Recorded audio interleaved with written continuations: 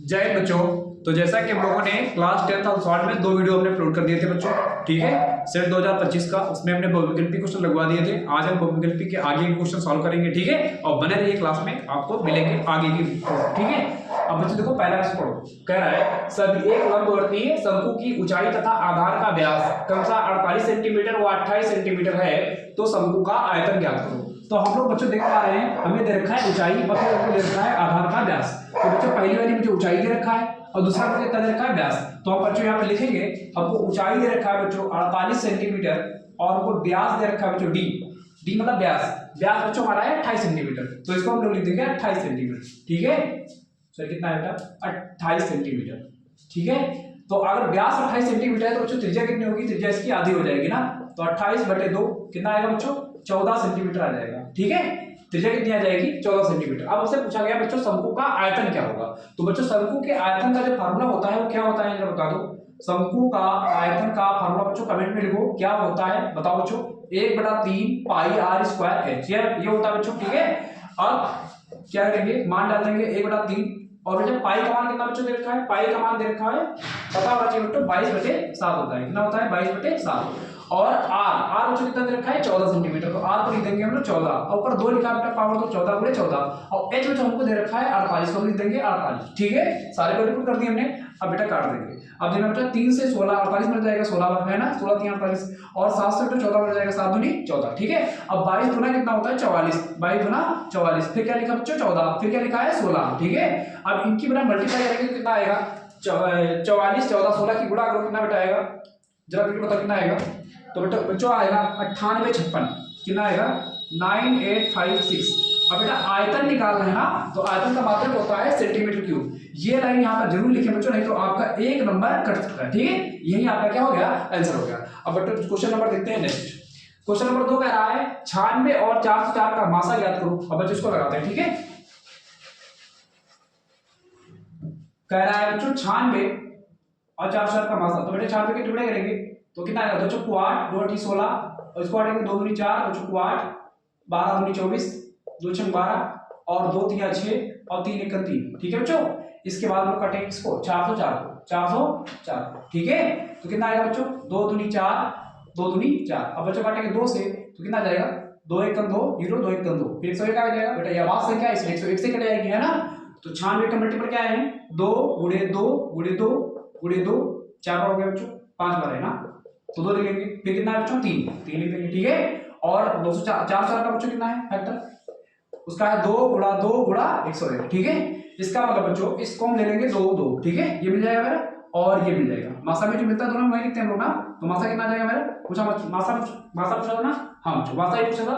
तो मासा जाएगा बच्चों 2 × 2, कितना जाएगा 4 सेंटीमीटर, 4। ये बेटा का आंसर हो गया, ठीक है। नेक्स्ट क्वेश्चन बेटा देखते हैं क्वेश्चन नंबर का। वो हमारा कह रहा है बिंदु -1, 7 और 4, -3 को मिलाने वाले रेखाखंड को 2:3 के अनुपात में विभाजित करने वाले बिंदुओं के निर्देशांक ज्ञात करो, ठीक है बच्चों। देख लेते हैं, ये क्वेश्चन हमारे निर्देशांक ज्योति का है और इंपॉर्टेंट क्वेश्चन भी है। ऐसा क्वेश्चन मतलब अक्सर ही तुम्हारे एग्जाम में पूछा जाता है कि उसके निर्देशांक ज्ञात करो, ठीक है। अब हम लोग क्वेश्चन नंबर देखते हैं गा बच्चों। तो क्वेश्चन नंबर हमसे गा कह रहा है बच्चों -1, 7 और 4, -3, इसको जो दो बिंदु है इनको मिलाने रेखाखंड जो है वो 2:3 है उसका।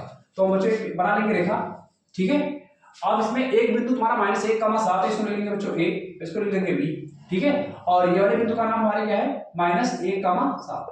अब बच्चों इस वाले जो बिंदु b है इसका नाम क्या है, इसका नाम बच्चों है 4, -3, तो इसको लिखेंगे 4, -3, ठीक है बच्चों। अब ये कह रहा है तुमसे इस रेखाखंड को 2:3 में विभाजित किया गया, किस अनुपात में, 2:3, ठीक है। तो यहाँ बच्चों लिख लेंगे अनुपात 2:3। आप सब जानते हैं अनुपात को लिखते हैं m1 अनुपात m2। तो m1 हमारा 2 हो गया और m2 हमारा 3 हो गया। और बच्चों इसको बोलते हैं x1 y2, ठीक है। और इसको बच्चों बोलते हैं x2 y2।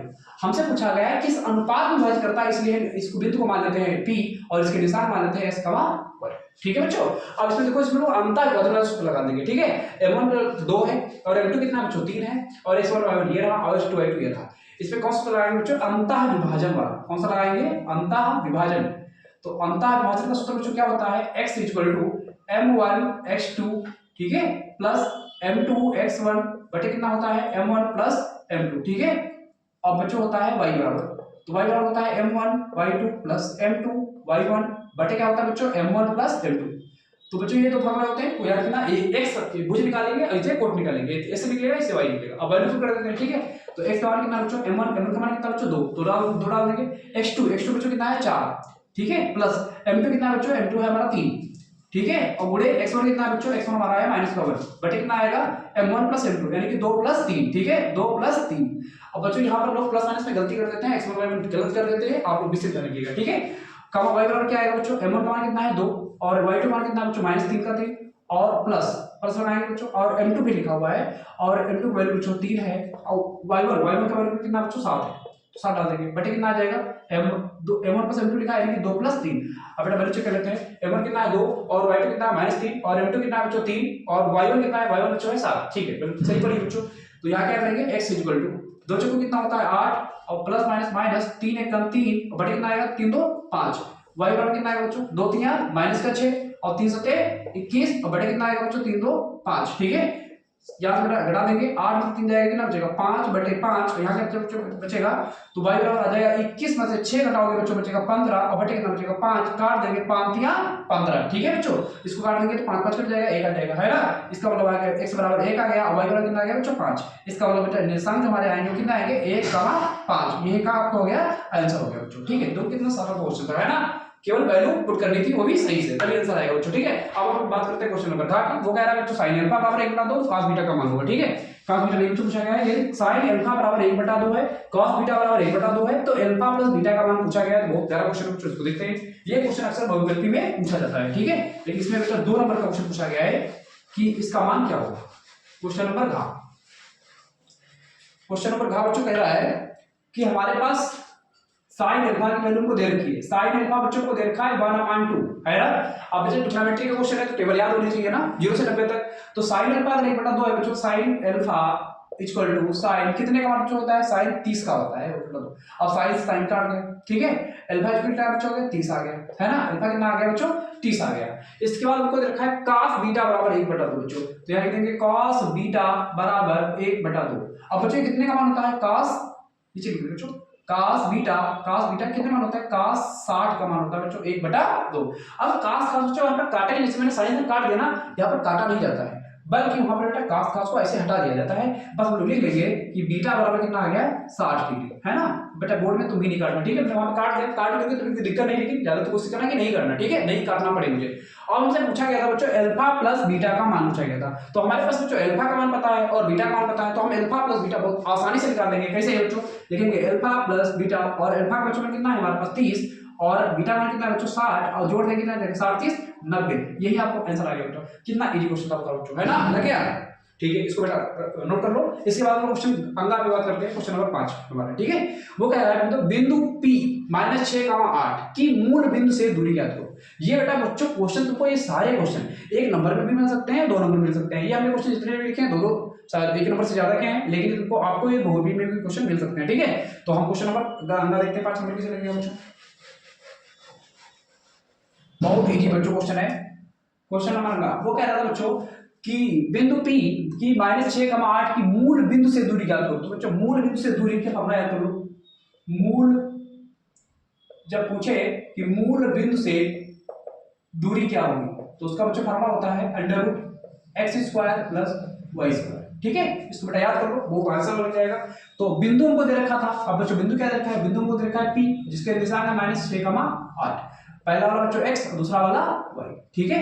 इसका मतलब मान डालने बच्चों कितना हो जाएगा -6 का स्क्वायर और प्लस y की वैल्यू कितना बच्चों 8, तो 8 का स्क्वायर हो जाएगा, बिल्कुल सही बच्चों। यहाँ कितना हो जाएगा 6 6 36 और 8 की 2 बार मल्टीप्लाई करोगे कितना आएगा 64 और बेटा 36 में 64 जोड़ोगे तो कितना आएगा 100 और 100 का कितना होता है बच्चों 10। यही क्या हो गया आपका आंसर, देखो कितना इजी क्वेश्चन था नहीं था।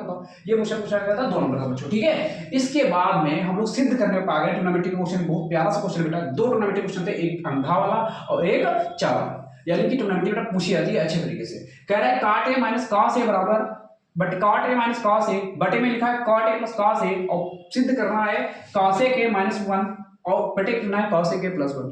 तो बेटा हम लोग समझ पा रहे हैं कि cot से cos a बनाना बहुत सरल है, क्यों, क्योंकि cot स्क्वायर का फॉर्मूला होता है बच्चों cos स्क्वायर - 1, है ना। अब बेटा इसी को इसमें ट्रांसफर कर देना है, कैसे ट्रांसफर करेंगे वो देखो बेटा कैसे ट्रांसफर होगा। अब इसको रख कर देते हैं, इसको रख के ले जाएगा एक बार, ठीक है।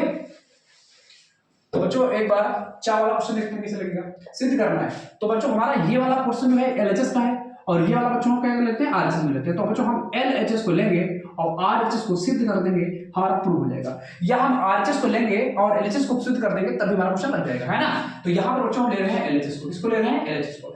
अब एलएचएस हमारा कह रहा है काट ए माइनस कास ए बटे cot A plus cos A. तो यहाँ नोट लिखो बच्चों, काट ए माइनस का कास ए और बटे लिखा हुआ है काट ए प्लस का बच्चों लिखा है कास ए, ठीक है।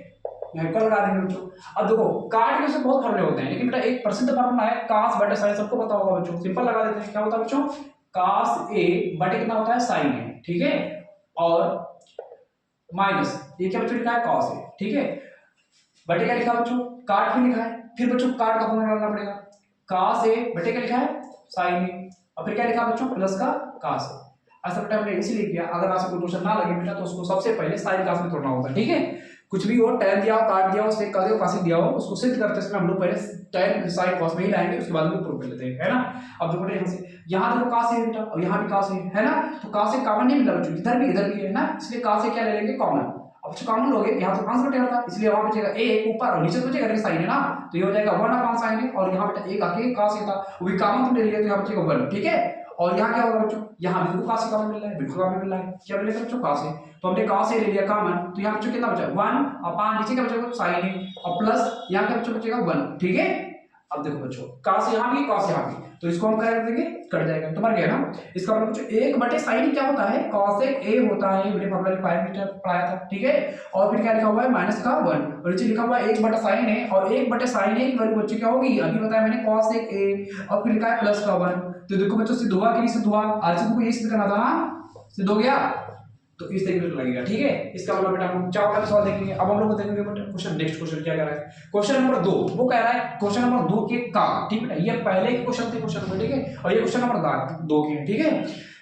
कह रहा है का वाला, इसके बेटा पूरे क्वेश्चन नहीं हो पाए हैं, आपको जो नेक्स्ट वीडियो मिलेगा बेटा वो खा, यहाँ तक बेटा खा है और उसमें गा से क्वेश्चन मिल जाएंगे, ठीक है। इसके आगे जो क्वेश्चन होंगे मिल जाएंगे, ठीक है। कह रहा है का नंबर किसी एपी का 17वां पद उसके 10वें पद से 7 अधिक हो तो इसका सार्वधातुक ज्ञात करो। ये बेटा बहुत इंपॉर्टेंट, हमने आंसर कराया, पिछली बार कराया था बेटा, कई सारे पेपर में पूछा जा चुका क्वेश्चन है और इस बार फिर 2025 में पूछा गया था, ठीक है। तो हो सकता है 2026 में फिर आए बेटा क्वेश्चन, ठीक है। तो इसको बहुत ध्यान से देखिए बेटा कैसे लगेगा। ये क्वेश्चन आपका समांतर श्रेणी का आया हुआ है, किसी एपी का 17वां पद, किसी एपी का 17वां पद, 17वां पद का बच्चों क्या मतलब है, ये लिखा है 17वां पद, इसका मतलब बच्चों क्या है 17 पद लिख लेंगे A17, इसका मतलब हुआ 17वां पद, ठीक है। जैसे हम लिखते हैं an, तो an का मतलब होता है nवां पद, वैसे बेटा A17 का मतलब हो गया 17वां पद, ठीक है। आगे बच्चों कह रहा है 10वें पद से, तो बेटा इसको क्लिक करो कि 10वां पद, फिर कह दिया ना, तो बच्चों क्या लगा लोगे बराबर A10, 10वें पद। अब से कितना ज्यादा बच्चों कह रहा है 7 अधिक है, तो 7 अधिक करने के लिए 7 गुना कहता है तो गुणा करते हैं, लेकिन अधिक कह रहा है तो ऐड कर देंगे, ठीक है। अगर 7 कम कहता है तो घटा देते, है ना। अब इसको याद रखना बेटा, अगर वो गुना कह सकता है, अगर गुना कहेगा तो क्या कर देंगे 10 में गुणा कर देंगे, नहीं बेटा अगर हाँ 10 में A10 में क्या कर देंगे गुणे 7 कर देंगे। अगर वो कम कहेगा, ठीक है 7 कम है तो माइनस कर देंगे, अगर वो अधिक कहेगा या ज्यादा कहेगा तो हम जोड़ देंगे इस कंडीशन में, है ना। अब बच्चों बहुत सारा क्वेश्चन हो गया, कैसे लगेगा। अब देखो बच्चों जैसे हम लोग A17 को लिख सकते हैं A+16, ये सबको पता बच्चों A17 को हम लोग A+16 लिख सकते हैं, ठीक है, जैसे कि पढ़ाया गया था। अब A10 बच्चों क्या होता है A+9, ठीक है, एक कम करके लिखना होगा बच्चों A17 तो 16 और 10 है तो 9 कर दिया, ठीक है। अब प्लस क्या लिखा हुआ है 7, ठीक है। अब बच्चों देखो यहां से क्या होगा, अगर बराबर के इधर उधर सेम चिन्ह है तो उसको हम कट कर सकते हैं, ठीक है। और नहीं भी कट करो बच्चों तो उसको उठा लो, पूरे पोर्शन को इधर ले आओ, है ना, और नहीं तो बेटा कट कर दो, दोनों काम कर सकते हो। तो हम यहाँ पर देखते हैं प्लस है, यहाँ पर प्लस है तो कट हो जाएगा, और ये कट हो जाएगा तो यहाँ बचेगा 16D और यहाँ बचेगा 9D, और 9D को इधर लाएंगे तो हो जाएगा माइनस का 9D बराबर क्या बचेगा 7। 16 में से 9 घटाएंगे तो कितना बचेगा 7D बराबर क्या बचेगा 7, 7 7 कट जाएगा, कितना बचेगा D बराबर कितना आ जाएगा 1, D कितना आ जाएगा बच्चों 1। हमसे पूछा गया था सार्वधातुक क्या होगा, तो D बच्चों क्या है कॉमन डिफरेंस ही तो है, सार्वधातुक ही तो है, तो मान निकल गया सार्वधातुक, है ना। इस तरीके से हमारा क्वेश्चन लग गया कि हमारा सार्वधातुक कितना आ गया 1 आ गया। बहुत इजी क्वेश्चन था बच्चों, बताओ ये बेटा क्वेश्चन 2 नंबर से भी ऊपर होगा, लेकिन आंसर तो कितनी दिया गया, है ना। अब कह रहे हैं सभी गलतियों खा नंबर बेटा, इस तरीके से क्वेश्चन सॉल्व करने में अक्सर बच्चे गलती करते हैं, कहां पे कॉमन नहीं ले पाते बेटा।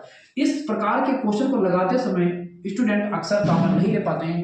मैं ऑफलाइन भी कोचिंग पढ़ाता हूं, फिर भी वहां बच्चे गलती करते हैं, हमें पता है। तो बेटा इसको कॉमन कैसे लेते हैं, चलो हम बारीकी समझते हैं कैसे कॉमन लेते हैं, ठीक है। तो इसको नोट करते हैं, इसको नोट कर लीजिएगा, ठीक है। क्वेश्चन नंबर खा वाला देखते हैं बच्चों, क्वेश्चन नंबर खा।